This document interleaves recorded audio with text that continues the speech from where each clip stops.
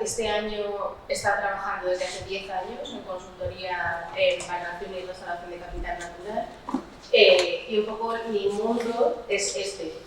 Yo trabajo sobre todo con grandes empresas que, como decía antes Nuria, tienen una responsabilidad no social corporativa, sino cada vez más real y muy orientada a la gestión de sus propios riesgos y al mapeo de oportunidades de negocio, y ellos ven en eso una potencialidad en la restauración, pero también en entidades públicas que, porque son los dueños del territorio y porque son los que tienen un enfoque más social y de mejorar el bienestar de las personas, pues de alguna manera también acaban cayendo en esta cuestión de la restauración, y luego para mediar en las situaciones intermedias en las que no sé quién quiere hacer el bosque corporativo de no sé cuánto y entonces habla con un ayuntamiento que curiosamente tiene unos terrenos por ahí perdidos en la mano de Dios y al final acaba siendo aquello un desastre porque nadie sabe muy bien qué es lo que hay que hacer.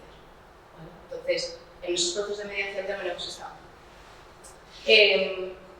Un poco nuestra visión a la hora de trabajar con restauración de espacios urbanos o de enfocar el discurso sobre cómo restaurar estos espacios, nos hemos centrado muchísimo en la planificación. De hecho, lo más que hemos trabajado con ayuntamientos y con personas como digo son estrategias, planes directores, es decir, diagnósticos que hay que restaurar dónde. ¿Vale? Poner un poco de luz en eso. Luego, ver qué va a pasar con ese espacio que vamos a restaurar, que para mí, desde el punto de vista, ya si me apuráis personal, es como lo que me parece que es la madre del cordero. Supongo que no había hablado de esto, pues, porque llega un poco tarde a tu ponencia, pero la gobernanza de qué pasa con estos espacios y no qué pasa con estos espacios solo durante el proceso de la restauración, quién es el responsable o qué tal, sino qué va a pasar de facto con el espacio. O sea, nosotros vamos a modificar las condiciones físicas de un entorno que se van a comportar de una determinada manera, que en la mayoría de los casos no sabemos cuál va a ser. Aquí hay personas que pueden ver beneficiadas y otras que no, pero lo que está claro es que ese espacio va a haber que seguirlo y que mantenerlo, porque, spoiler, no existen espacios naturales intocados que tienen unas dinámicas desapegadas de la actividad humana, y mucho menos los entornos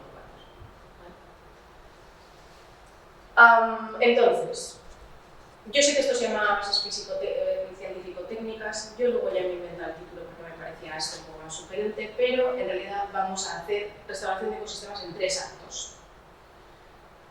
Y siempre empiezo con las preguntas, y es porque estamos aquí hablando de esto. Una opción puede ser que seamos unos románticos abrazar árboles que nos flipan la naturaleza y entonces pensemos que lo que hay que hacer es ponerlo todo verde hasta arriba porque man and nature y tal, que pues es una opción. Creo que todos tenemos un poco de eso.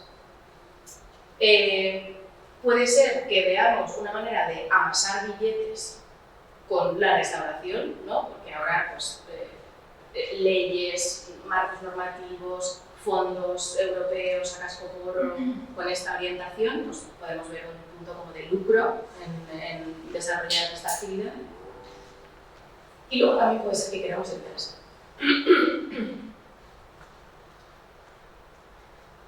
Que cada uno escoja la motivación que quiera.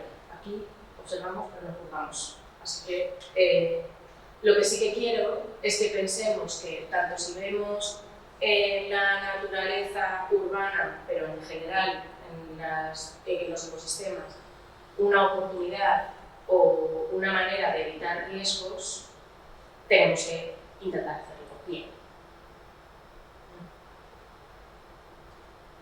Entonces, ¿por qué hay que restaurar los ecosistemas urbanos? Esa sería como para mí la gran pregunta. De hecho, para mí los porqués, los para qué y los cómo es lo que debería de guiar un poco la visión de cualquier persona que se quiera dedicar a naturalizar, restaurar, aplicar soluciones de la naturaleza, rehabilitar, o sea, el nombre que le queráis dar. Y los porqués aquí tienen mucho que ver con nuestra propia inicio vital. Y es que cuando nosotros éramos esos seres humanos,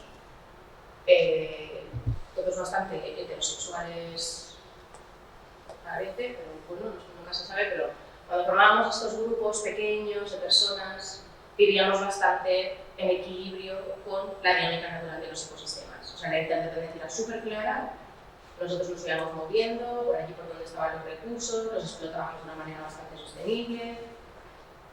La cosa no nos permitía crecer mucho, pero bueno, pues tampoco estábamos ahí bien, ¿vale? Hasta el punto que eso nos permitió convertirnos en la especie más abundante del planeta, pero lo que verdaderamente nos permitió ser la especie más abundante del planeta fue precisamente este cambio de concepto, que es el de cultivar la tierra, ¿no? Y eso es un cambio, yo creo que el más significativo de la evolución de este planeta y de nuestra especie. A partir de entonces debió de haber ahí como un mejunje genético que a todos nos ha dejado una huella imborrable de querer ser agricultores en algún momento de nuestra vida, desde poner un garbanzo entre dos algodones y flipar porque sale una planta, hasta querer tener tomates en nuestra terraza o participar de huertos urbanos. O sea, hay una cosa como atávica en las tripas de los humanos que tienen que ver con producir suelo, con cultivar. ¿Qué pasa? Que esto es revolucionario en el sentido de que personas que migran y se mueven ya pasan a ser poblaciones más o menos estables, personas que comen no adecuadas al ritmo de la naturaleza, pues pueden crecer en tamaño las poblaciones de manera más rápida, pero sobre todo, y muy importante, esto ha marcado la visión que tenemos de lo que implica restaurar un ecosistema, que es poner plantas.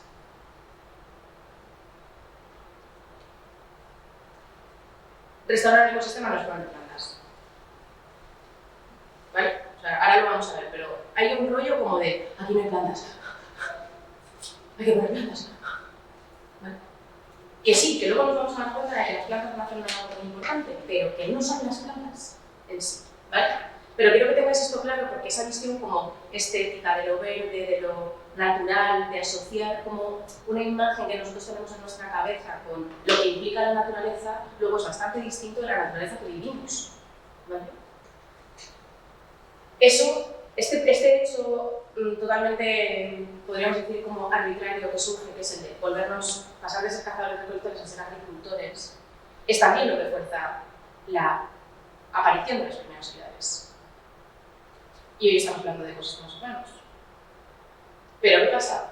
Es que estas ciudades eran 4 casas, pero 4, muy integradas con su entorno, hechas con materiales del entorno. Todavía el equilibrio está ahí. Parece que no lo hemos roto del todo, pero de eso hemos pasado así. Que es verdad que esta ciudad es más eficiente, entre comillas, ¿no? Las ciudades compactas, que crecen en altura. Yo no soy urbanista, pero he compartido mucho tiempo con urbanistas, entonces recuerdo estar teniendo como estas conversaciones, ¿no? De las ciudades de 15 minutos, que todo está medio cerca, ¿no? O sea, es eficiente desde el punto de vista energético, es eficiente desde el punto de vista del tiempo, permite acumular a muchas personas en poco espacio y además concentra el impacto en parte. Ahora bien, ¿eso es un hábitat funcional para los humanos? Esto es un hábitat funcional para los humanos, nos funciona, porque mi director de tesis decía que para él la T4 y esto era lo mismo,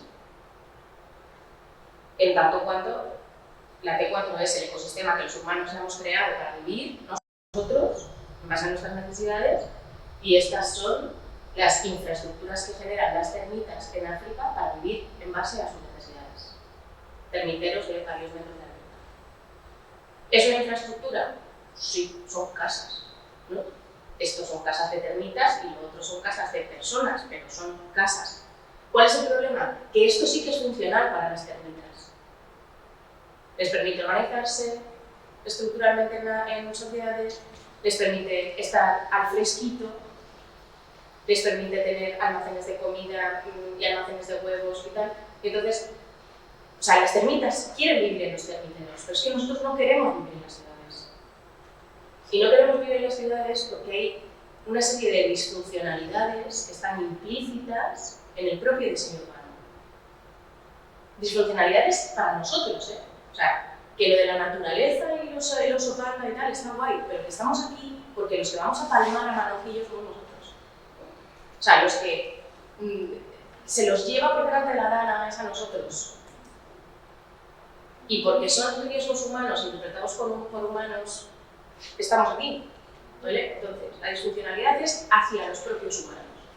¿Qué pasa? Que una de las primeras cosas que hemos hecho para poder movernos libremente en las ciudades es pavimentarlas. Hemos construido un montón de superficies que son absolutamente impermeables. Y la permeabilidad es la base de la vida. ¿Vale?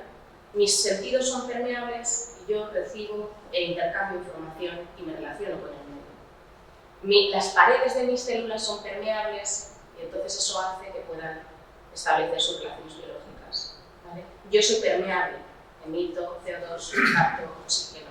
La permeabilidad es la base de la vida. Y esto no es permeable. ¿Vale? Y genera algunos problemas.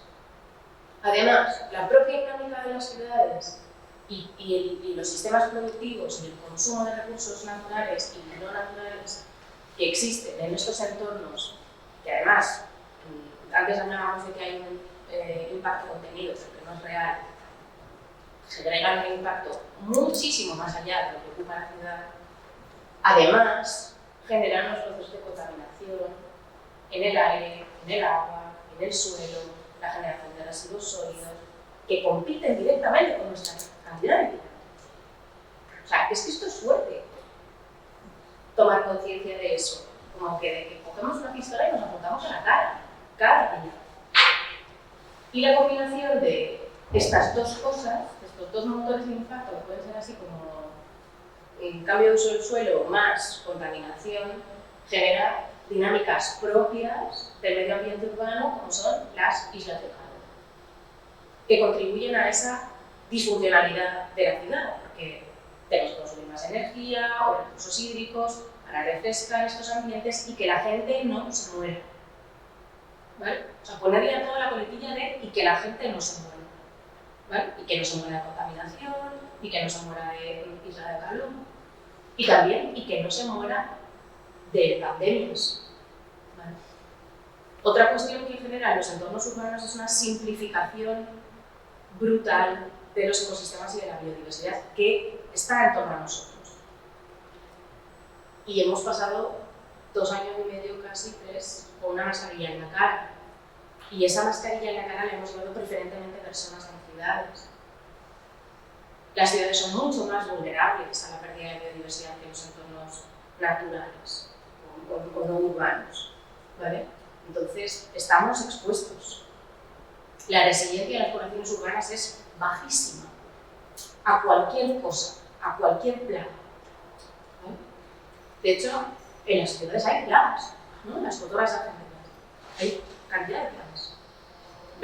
Vas a cualquier parque y si hacen una gestión un poco ecológica de los espacios verdes o hacen procesos de control biológico, las plantas están comidas de muchos hongos, de muchos virus, porque de verdad el entorno agresivo de la ciudad nos hace vulnerables. ¿Sí? Y además, si a esto le sumamos que estamos en un contexto de crisis climática, todos estos procesos se van a acelerar. La disfuncionalidad de las superficies impermeables se va a acelerar, la disfuncionalidad de la contaminación se va a acelerar, todo se va a acelerar. Entonces, lo que está claro es que tenemos que intentar salir de esta rueda de hámster en la que nos hemos metido. No es fácil, pero tenemos que buscar la manera. ¿Por qué nos va la vida bien? ¿Vale? O sea, si no os parece suficiente motivo, pues bueno, lo podemos reflexionar luego. Entonces, ¿para qué vamos a restaurar? Y esta es la clave. La restauración no es un fin en sí mismo. La renaturalización no es un fin en sí mismo. Hacer un espacio verde no es un fin en sí mismo. Lo que queremos es recuperar los servicios ecosistémicos, los servicios ambientales que nos proporciona la naturaleza y que tienen que ver con que no nos llegue el agua al cuello, que no nos muramos de respirar un aire tóxico, que no nos muramos de calor, que no nos muramos de pandemias. ¿Vale?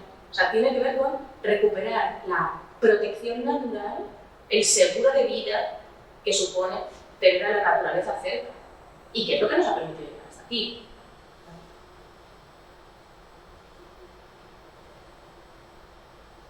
Cuando hablamos de recuperar la naturaleza urbana y estos servicios ecosistémicos que proporcionan los ecosistemas naturales y seminaturales, siempre surge en la palestra el concepto de infraestructura verde, que además es un concepto que los urbanistas y los arquitectos han aprendido muy bien. ¿No? Es una cosa como fácil de entender, es así como catchy, nos mola lo de la infraestructura verde, porque estamos hablando de infraestructuras. Y como eso es muy humano, pues nos viene guay. Si se llamase ecosistemas no sé cuánto, llegaríamos a los árboles a toda velocidad. Pero infraestructura, ¿qué tiene más verde? Bueno, ¿qué pasa? Que esta infraestructura verde efectivamente se puede planificar y diseñar desde una visión de qué bonito, qué verde, qué cortadito el césped, qué, ¿sabes? Todo me da paz mental, estoy aquí como una especie de jardín minimalista de mi vida, o que tenga estas funciones ecológicas y que proporcione estos servicios ecosistémicos. Por definición, según la definición de la Unión Europea sobre infraestructura verde, la infraestructura verde es una red de espacios estratégicamente planificados para proporcionar bienes y servicios ambientales. Es decir, para hacerlo bien. ¿Vale?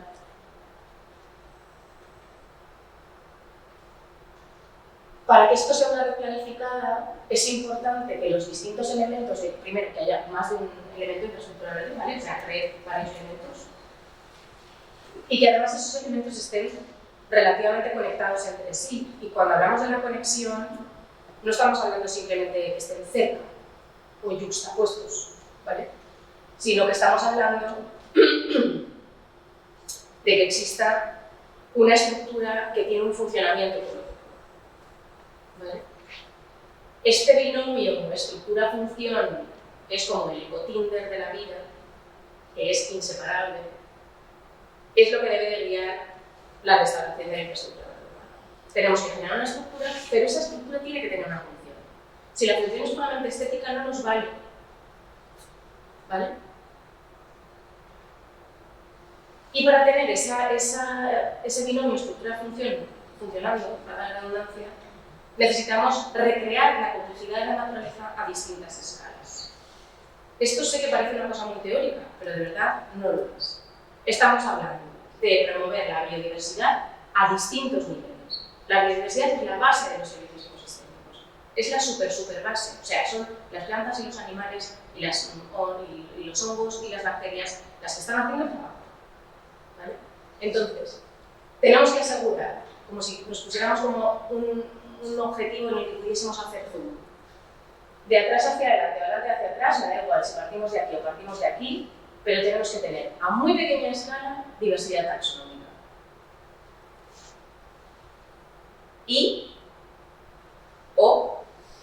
Pero más, una diversidad de hábitats suficientes para que puedan existir y convivir distintas especies. A escala micro. En una siguiente escala, tenemos que hacer que esta diversidad se convierta en una diversidad funcional. ¿Vale?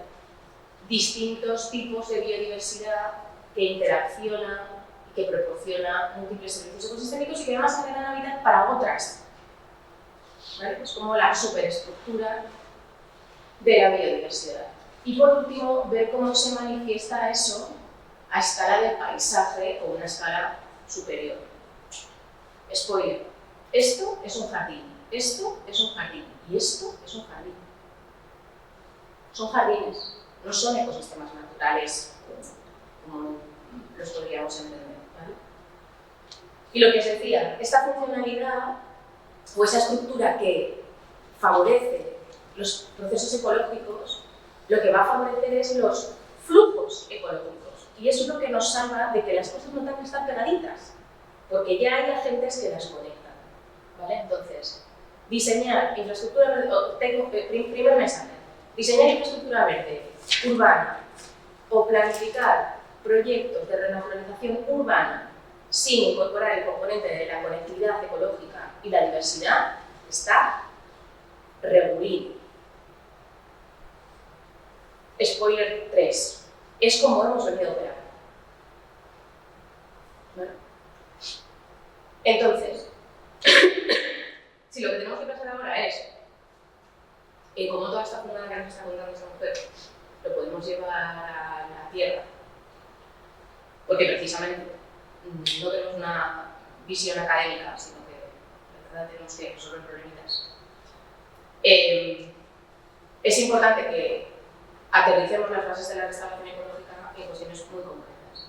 Yo, que pensaba en esta charla antes que Gloria, cerraba con gestión adaptativa, que voy a mencionado esto, pero ahora vosotros honestamente pues tenéis que aplicar con ejemplos. Lo más importante, y ojalá pues Francisco que está aquí, Martín Duque, uno de mis mentores vitales, luego hablé mucho del tema del referente, porque yo no voy a poder hablar mucho, pero el referente es la super clave. Ahora veremos por qué. Pero hay como 3 pilares básicos de la restauración, que es el referente, la activación de procesos ecológicos y la gestión adaptativa. Estamos trabajando con seres vivos, ¿vale? Y de verdad, el trabajo del restaurador es bastante el trabajo del médico, ¿vale? Entonces, del médico de los ecosistemas, o sea, además, como que decía James Alonso, que es uno de los padres de esta disciplina, que la restauración ecológica es asistir al proceso de la recuperación natural. Asistir no como el que asiste a una clase, ¿vale? Sino asistir como la matrona, o sea, como el que asiste a un padre, el que ayuda, ¿vale? Pero yo te ayudo, o sea, yo te ayudo y te escayolo el brazo si se queda otro hueso, pero no te cambio el brazo, otra cosa, ¿vale? Esto es un poco el símil, y de verdad parece un símil tonto, pero no lo es.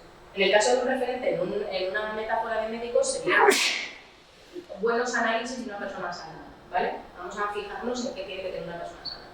Los procesos es a esta gente qué le pasa, qué síntomas tiene y cómo de alguna manera le aplicamos un tratamiento que pueda llevarle a un estado de salud mejor. Y lo último es, vamos a seguir a esta persona porque a veces se va a poner peor y hay que hacer más cosas, ¿vale? Esas 3 cosas en la vida, que a todos nos parece como súper normal, es la base de la restauración también. ¿Dónde encontramos esos referentes? Hay referentes de muchos tipos, puede haber referentes teóricos, puede haber referentes futuristas, si me apuráis, pero normalmente los mejores referentes están cerca de casa, ¿vale? La propia naturaleza que hay, que tenemos que ser capaces de identificar que está en un buen estado de conservación, es la que nos va a inspirar. Esto es Tasmania y esto es el diseño de un jardín de unos tipos de Tasmania. Paisajismo, urbanismo, piel verde, por encima de un entorno gris, ¿vale? O sea, que te lo puedes currar y puedes hacer cosas así, ¿vale? No tenemos que poner 4 árboles con unos tutores y unas planadas de césped súper grandes, o sea, ¿sabes? Que se pueden hacer otras cosas. Entonces, entiendo que para hacer otras cosas, como no hay mentes como muy creativas, yo, la primera que no tengo mente muy creativa, pues está guay fijarse en esto, ¿no? Estas plantas cuáles son, por qué aquí hay unas plantas que son herbáceas y otras que no, estas rocas qué, este agua no sé cuántos, esta geomorfología, estas laderas, qué pasa, ¿no? La naturaleza nos está dando las pistas, ¿vale? Entonces mirar aquí es clave, sobre todo para gestionar expectativas, saber qué nos podemos esperar, para tener una cosa con la que contrastar, ¿no? Y decir, oye, pues vamos bien, vamos mal, ¿qué biodiversidad podríamos esperar en este sitio? Porque esto no es lógico, ¿vale? Entonces, a lo mejor hacer un diseño de una naturalización que tiene 300 especies, pues no va a ninguna parte, porque de manera natural los ecosistemas mediterráneos tienen 10. ¿Vale? Y sobre todo adaptación local, o sea, que hay aquí, que puede haber. Y la jardinería y la renaturalización urbana, como tiene un componente muy fuerte estético, usa muchas especies ornamentales, algunas no son locales. Vale, o sea, vale, me lo creo. No tenemos que estar, o sea, me lo creo y me parece bien, o sea, no tenemos que estar aspirando a tener el bosque de los alcornocales en la Plaza de España, ¿vale? No va a pasar, lo sé. Por eso lo de la gestión de las expectativas. Pero sí pensemos qué tienen esas especies, qué tienen esos ecosistemas, que están adaptados a las condiciones locales, que tienen distintos tipos de hábitat, que tienen una estructura, que tienen una diversidad, ¿vale? Intentemos replicar eso. La visión clásica del referente es que hay un estado como degradado del ecosistema y un estado muy funcional del ecosistema, ¿no? Y entonces la restauración lo que hace es catapulta de un lado para otro. La realidad real es que los ecosistemas no funcionan así. Los ecosistemas son dinámicos, nosotros vivimos en un entorno en el que ese dinamismo es súper patente, ¿no? Campos que se secan, hojas que se caen, ¿vale? O sea, eso, procesos vegetativos activos, inactivos, o sea, nosotros no vivimos en la selva ecuatoriana, ¿vale? O sea, que somos conscientes de esa variación. Pues esa variación hay que replicarla. Si nosotros estamos en un ambiente en el que históricamente ha habido usos tradicionales de agricultura y de ganadería, las especies que están en estos ecosistemas están acostumbradas a que se les coman o que les sieguen. Y esas perturbaciones son necesarias para mantener ese ecosistema. Los fuegos, lo que sea. Y luego tenemos que pensar que dependiendo de cómo diseñemos ese referente, los habitantes de ese espacio pueden ser unos u otros. Y me gusta poner este ejemplo, que ya es un poquito antiguo, que han pasado 25 años o más. 20. Pero este mismo espacio yo lo puedo restaurar como con distinta visión en función de la gente que lo va a usar. Para mí la gente que lo va a usar casi siempre son de más de 2 patas. Pero los ecosistemas urbanos lo va a usar gente de más de 2 patas y mucha gente de 2. ¿Vale? Para definir esto, es para lo que a mí me parece clave la participación. Tú puedes tener una historia en tu cabeza de qué es lo que hay que hacer, pero luego la gente vive esos entornos, los usa como parte de su hábitat, así que tienen que estar adaptados a sus necesidades. La restauración ecológica en sí es un conjunto de técnicas o de criterios que se pueden utilizar para recuperar esta funcionalidad de los ecosistemas. Están englobadas dentro de un paraguas más grande que son las soluciones basadas en la naturaleza, porque las soluciones basadas en la naturaleza no son solamente poner techos verdes. Y en la base de estas soluciones basadas en la naturaleza, la restauración puede ser usar el ecosistema, mejorar el ecosistema o crear ecosistemas nuevos, ¿vale? Especialmente en los entornos urbanos. Vale, un ejemplo de usar. Esto es lo que se decía antes de las perturbaciones y de respetar las dinámicas de los ecosistemas. Si yo mantengo los usos, abro los espacios, creo los hábitats, biodiversidad, servicios de complejidad, servicios ecosistémicos, ¿vale? O sea, no siempre tiene que ver con introducir cosas, ¿vale? De hecho, hay veces que la restauración es quitar cosas. No sé si conocéis a una plataforma de arquitectos que se llama Nundo. Si no, os dejaré la información porque me parecen súper interesantes. Y es que ellos hablan del valor de deshacer en la ciudad, de quitar cosas, de desmantelar parte del tejido urbano precisamente para abrir espacios de vida biológica, pero de vida también de convivencia, de mejor conectividad dentro de la ciudad, etc. Con ellos estuvimos haciendo un proyecto muy interesante que era desmontar la isla de Valdecañas. No sé si conocéis la isla marina de Valdecañas. La isla marina de Valdecañas es un desarrollo urbanístico que hicieron en un pantano, en un embalse, que es una zona CEPA, una zona de especial protección para aves, en Extremadura. Y es una superurbanización de lujo que se construyó con unos permisos un poco raritos dados por las administraciones públicas y con la presión de unos agentes urbanísticos que estaban allí como queriendo arrasarlo todo. Han sido los que han estado detrás de hacer los estudios técnicos para desmontar el Algarrobico. O sea, es decir, que sí, que no me digas que esto como ya está así, que lo vamos a dejar así. ¿Vale? Entonces, quitar es restaurar, usar puede ser restaurar. Mejorar puede ser restaurar. Este es un ejemplo súper clásico de la restauración de ecosistemas, de la restauración ecológica de ecosistemas, que está en Estados Unidos, es el río Kissimmee. Este río tenía una pinta parecida a esta y dijeron, jo, es que no se nos inunda todo tanto que vamos a hacer esto. No sabemos a quién se le ocurrió eso. Tengo mis apuestas, que no me conozco, pero...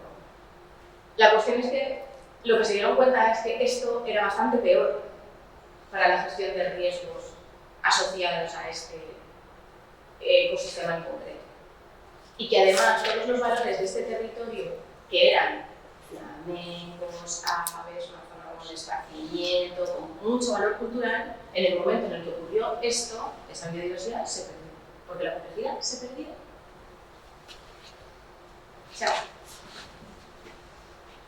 Así que necesariamente tuvieron que volver a esto. Pasar de esto a esto y de esto a esto son unos cuantos miles de millones de dólares. ¿Vale? Lo digo, por si acaso podemos pensar un poco antes de hacer las cosas. ¿Vale?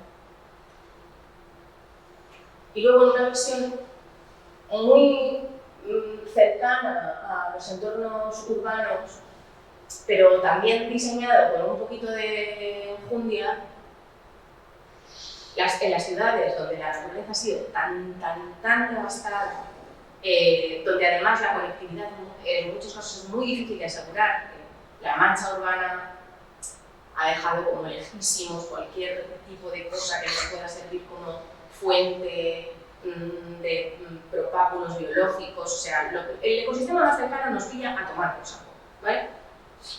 Natural. Podemos construir ecosistemas dentro de la ciudad, pero esos ecosistemas tienen que proporcionar múltiples servicios ecosistémicos, no uno. ¿Vale? Y tienen que estar asociados a las necesidades locales. Esto es un parque inundable en Asia. Tenemos ejemplos de parques inundables. Aquí en Valladolid tenemos ejemplos de parques inundables. No sé si la persona que viene luego a hablar lo comentará.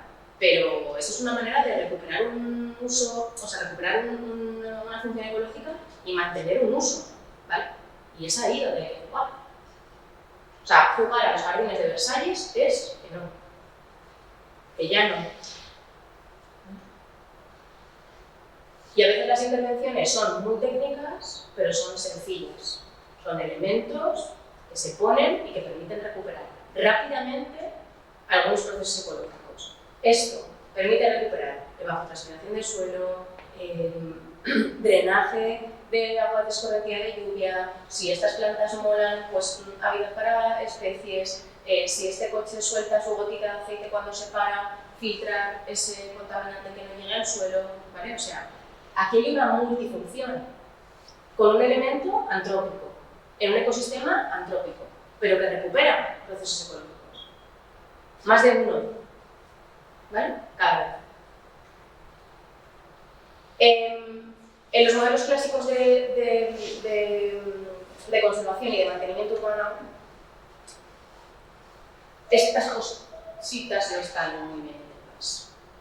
O sea, todo esto que yo os he contado de lo dinámico, lo ecológico, los procesos, bla, bla, bla, eso es regular. ¿Por qué? Porque existe una visión bastante estática y homogénea de lo que es la naturaleza, que es la del tratar, ¿vale? Es esa, es la del hombre neolítico y la mujer neolítica que estaban allí con sus trigos y sus cosas, ¿vale? Todo campo, todo trigo, todo homogéneo, todo ordenado, todo bien, ¿vale? Pero es que la naturaleza no es eso, ¿ok? Entonces eso hay que verlo. Efectivamente, el componente estético prima sobre el ecológico.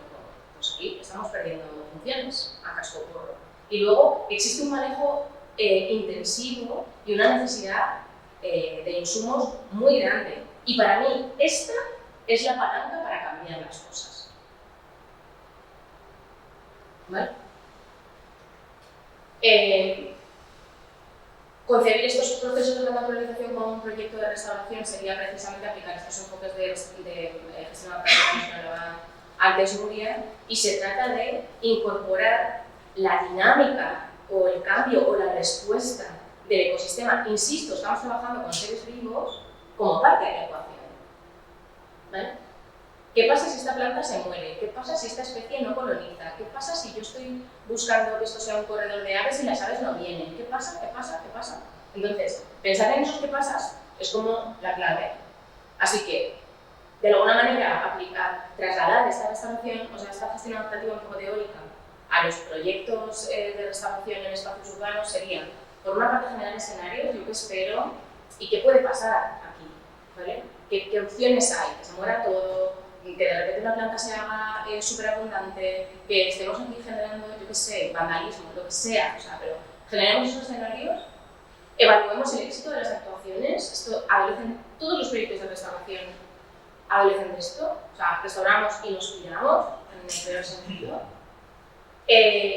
Se trata de tener una mínima intervención, es decir, si yo, cuando restauro un ecosistema urbano, de repente, ante uno de esos escenarios, la respuesta es que lo tengo que cambiar todo, algo he hecho mal. ¿Vale? Algo estaba mal concebido desde el inicio. Y luego, facilitar la comprensión dentro y fuera. Restaurar y renaturalizar espacios urbanos con esta perspectiva implica que la gente entienda cuál es la ventaja de tener unas hierbas secas, asquerosas, en el jardín de enfrente de su casa. Y de que los alcorques estén llenos de plantas, de los árboles, y que no haya gente diciendo, no, los árboles se van a quedar sin agua. ¿Vale? Entonces, por favor, facilitemos este flujo y ya está. Muchas gracias.